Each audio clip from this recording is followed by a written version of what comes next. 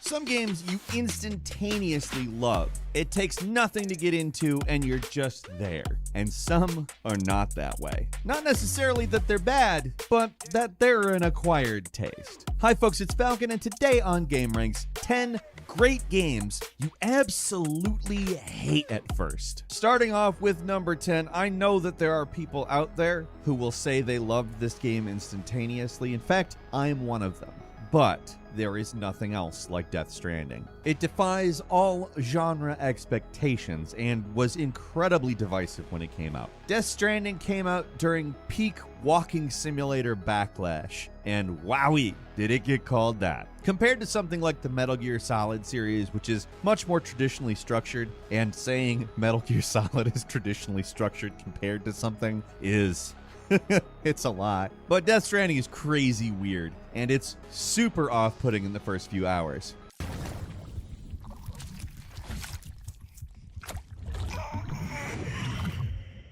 It doesn't help that most of the tools you eventually get that make travel more fun take quite a while to unlock. The first few hours of the game are really just you transporting things from place to place by walking around.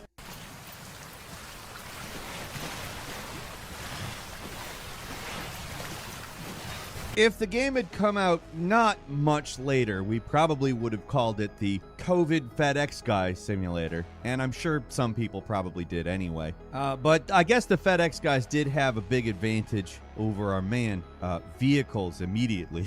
A lot of people just got into this game and were like, you're walking around, huh? That's the game? It's a bunch of walking? Wow. And then they put it down after a few hours. It's totally different from what you would expect from a big budget game. Video games have trained us to expect big bombastic action right from the get-go, dropping you in the deep end, so to speak, even if they don't really. They at least give you the appearance of being dropped in the deep end. In Death Stranding, the deep end is more of a mental thing. There is action occasionally, but it's more about the strange meditative atmosphere and really just hauling stuff around. 90% of the game is hauling stuff. I mean, that's maybe a bit of an oversimplification, but you could call it that. Eventually, you start building up roads and zip lines, and getting around gets so much faster, but at the root, it's still a glorified game of truck simulator, and by default, you're walking rather than driving a truck. And that's the reason the game got a lot of backlash when it first came out. A lot of people really didn't know what to make of it. But if you're willing to take this game on at its own pace, it is really full of depth and interesting. It's completely bonkers in every possible way, but over time, lots of things begin to reveal themselves as extremely interesting and well designed. Not bonkers though, it's bonkers.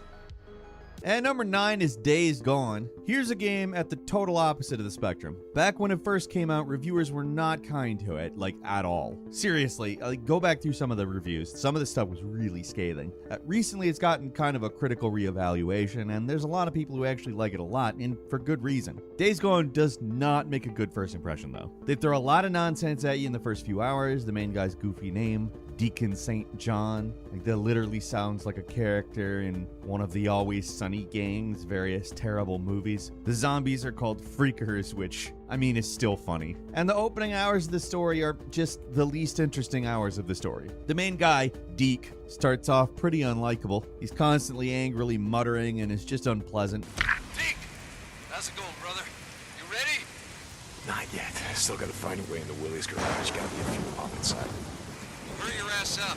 Most of the characters, other than him, feel pretty stock as far as zombie game archetypes go. The first few hours really just aren't that interesting. And you combine that with all the standard open world gameplay, and I can see why a lot of people were not keen on it early on. But if you stick with it, it does get more interesting. The story starts to pick up by introducing more characters that you don't just automatically hate.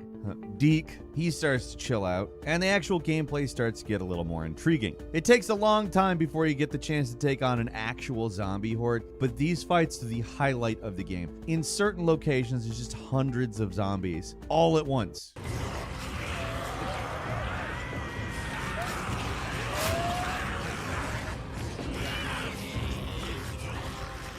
and you gotta clear them out. It's these moments where the gameplay really shines. There's really nothing else quite like it, and you're able to go absolutely nuts with your weapons in a way that's just not possible early in the game, or really in a lot of games, period. What starts off pretty standard gets better and better as it goes, and the first few hours are tough to get through, but that doesn't mean it doesn't get good. Homadeek! And number 8 is XCOM 2. Not that the game is weird or anything, or even boring. That's not why people hate it at first. It's just really hard. Even on normal, most players' experience with this game is they start a new game, play for a few hours, and find themselves in an unwinnable position and restart. XCOM 2 is a tactical strategy game with a few layers less than an ogre. 2 main layers specifically. There's tactical combat where you control a squad, which performs missions, probably the bulk of what you're thinking about when you think of XCOM. Getting it done.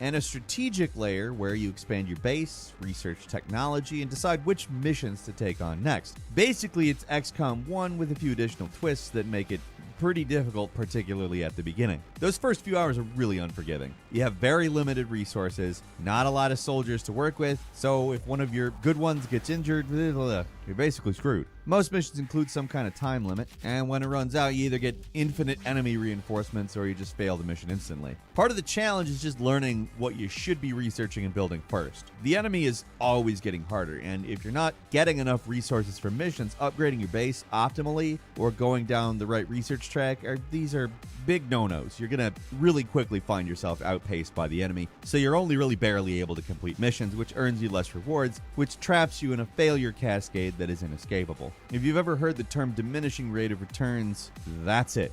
For a lot of people, the first failure is where they give up, and it only gets somehow harder with the War of the Chosen expansion in XCOM 2. It's a brilliant game, absolutely fantastic, super satisfying, and really enjoyable once you get going, but you gotta get going. And number 7 is The Last Guardian, the PlayStation exclusive from 2016. Depending on who you ask, it's an unplayable mess or a brilliant masterpiece. The brilliant masterpiece side also recognizes that it's very tough to get into. If there's one thing we expect their games to be, it's consistent. When I press the jump button, I want to jump. Don't want the rules to be fuzzy, don't want to be unclear. You want to be certain when you choose to do something in the game, there's clear feedback that you did the thing. It all sounds very obvious, but the reason I'm saying this is The Last Guardian intentionally breaks this golden gaming rule. Intentionally. Let me repeat that word one more time. Intentionally. How it works is you play as a little dude, but most of the puzzles involve guiding this gigantic bird cat dog creature called Trico around. How do you do it? Well, by shouting Trico and hoping for the best most of the time.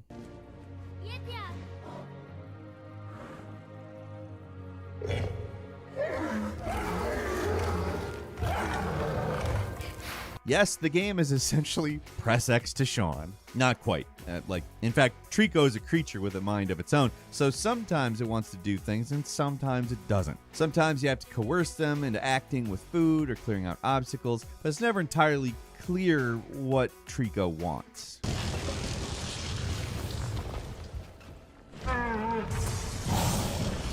This can lead to a lot of frustrating moments where you can't really tell what Trico's supposed to do, or even worse, when you know exactly what you want them to do, but Trico won't do it. It is infuriating at times, very obtuse, and a lot of people give up on the game thanks to it. It's a game worth struggling through. The relationship between the boy and his giant monster is one of the most touching in gaming, and the whole thing ends in one of the most dramatic and intense climaxes in any game ever. For people who stuck it out, it's a worthwhile trip, but there's a lot of bumps in the road. The controls never quite feel like you're fully in control. And eventually, yeah, a certain logic does start to emerge, but it's never perfect. But a game can have some pretty serious flaws and still be great, especially one that tries to do something different, and The Last Guardian absolutely does. At number 6 is Prey, a game that definitely makes a good first impression. The opening sequence is still one of the all-time best, but once you get through the prologue, you're left with what might at first seem like a pretty middle-of-the-road FPS. The controls are a little clunky, and the entire story seems really basic at first, but as the game moves on, things just get a lot more interesting. What's unusual about Prey is that at first you really don't think about the potential of all the abilities at your disposal. The glue gun is a useful tool for slowing down enemies. Revive without using them to install new aptitudes. I've already updated your transcribe with the list you requested. but it can also be used to create makeshift stairs and reach inaccessible places. The story seems very straightforward at first, until you realize just how many choices you actually have to influence events. The interesting thing is that the game doesn't just throw this stuff at you either, it lets things play out and adapts to what you do. What starts off as something that looks like a slightly more modern BioShock is slowly revealed to be much bigger and more interconnected. The entire station is a living environment that changes as you progress through the game, with every area accessible from multiple angles and many different ways to resolve the story, all of which feel organic to the experience. Hard to describe exactly what makes this version of Prey so special, but it basically took like an immersive sim idea like Deus Ex, but instead of it being a game that's split into a bunch of separate levels, it's one big immersive sim sandbox. It's a game that's easy to dismiss as maybe less scary than Dead Space, but there's a whole lot going on that makes it very different and great in its own right.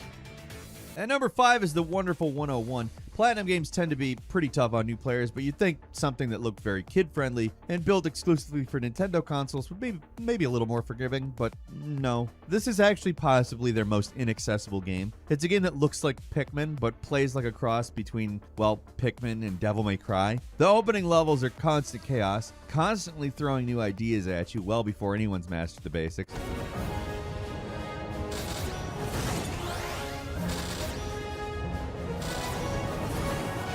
And they don't explain to you something that's totally essential, like the lock-on ability. In any other game, that would probably be pretty obvious, but this is a game with a really unique control scheme. On top of that, important abilities like the Stinger attack and Deflect have to be bought in the store, and they're mixed with a ton of less important crap. For new players, the game can be really frustrating and difficult to get a hang of, and because of that, a lot of people just give up. But for the players who stick with it, the game is actually one of Platinum's best. The depth and variety of the action here is literally second to none. It's over-the-top bonkers in its finale, and they haven't topped themselves on this one yet. Yes, Metal Gear Rising: Revengeance did come out after this game, and no, the finale of that game does not top it, so that's saying something. It's an extremely complex and unusual control scheme, and that takes some serious getting used to, but once you do, this is one of the best action games of all time.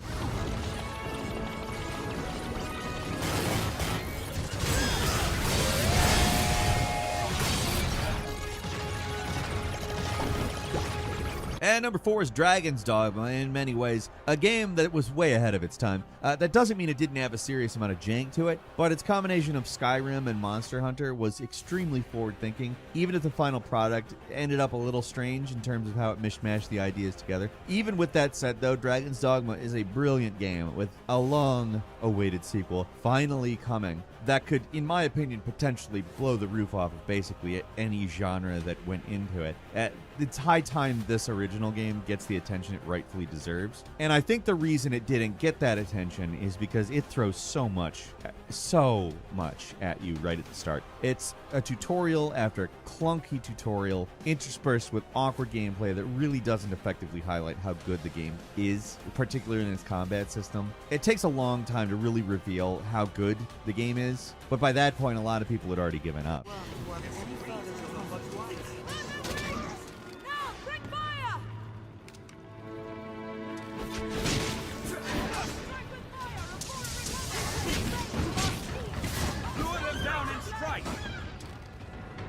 Everything about the opening hours of the game are just kind of head-scratching, and even people who love it know that you just kind of have to push your way through that stuff before the game actually gets good. Once you start unlocking abilities, you team up with a team of pawns that actually do something and start fighting some giant monsters for real, then the game really starts to come together and becomes the janky but beloved classic that everyone knows it as today. The first few hours are rough, though.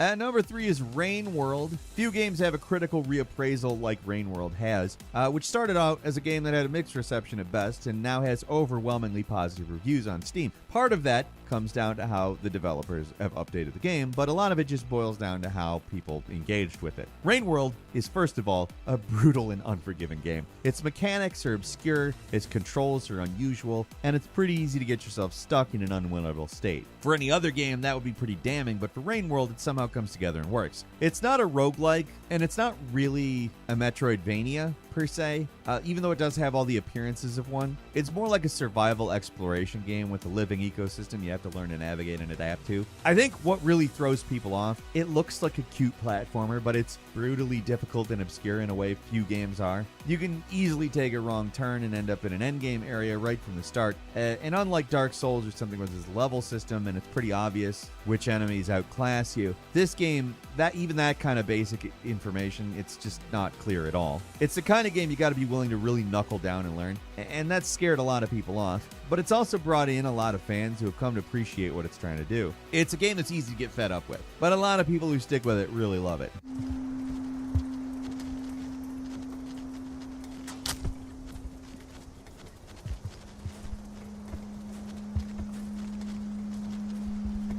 And number 2 is Dead Rising. It's the time limit. What else needs to be said? If you throw a big blinking time limit in a game, then I'm probably going to hate it at first. The entire Dead Rising series includes that kind of time limit. Your main guy, Frank West, who's covered wars, starts off as a total chump. He's slow and weak, and there's zombies everywhere, so yeah, there's that. Just trying to keep within the time limit is a bit of a challenge, and for most people starting out, you're just going to reach a point where you run out of time and fail. Or maybe you die from the annoying convicts in the park. I don't know.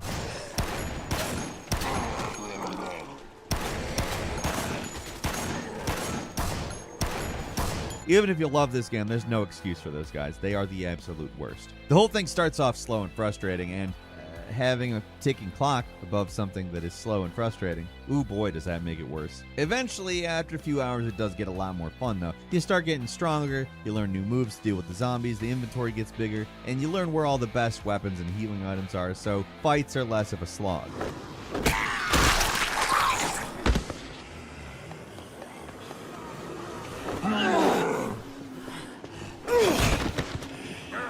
People you have to rescue never get smarter, but at least they're pretty easy to babysit with a gun.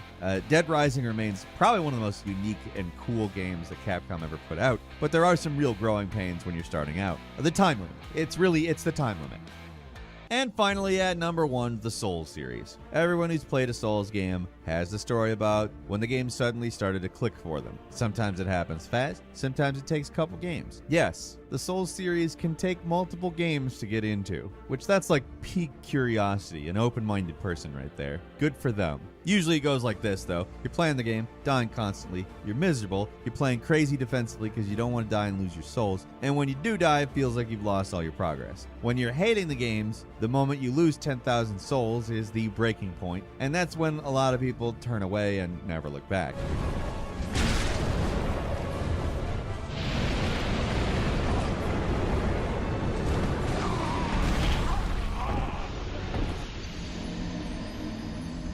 Some people eventually come back though, and with perseverance, or in 1 or 2 wiki searches, they eventually start to understand how these games are supposed to work. The funny thing is that the whole transformations never really changed. The Souls games, which include Demon Souls, Dark Souls, Bloodborne, Sekiro, and now Elden Ring, are really similar overall. Each game does have its own unique stats and confusing mechanics that aren't completely explained. Sekiro alone had the whole dragon rot thing, where if you died too much, certain NPCs would get sick and be inaccessible, and that could be enough to scare a lot of people away. Hell, Demon Souls, the first one, the one that started it all, arguably anyway. I mean, From had games before that a lot of the stuff that we saw in Demon Souls was also in. But Demon Souls really gave a bad first impression. If you die before the first boss, you lose half your health. There's no way to level up your character or get stronger before the first boss, so literally the only way to get through the first real level is to get good with half health.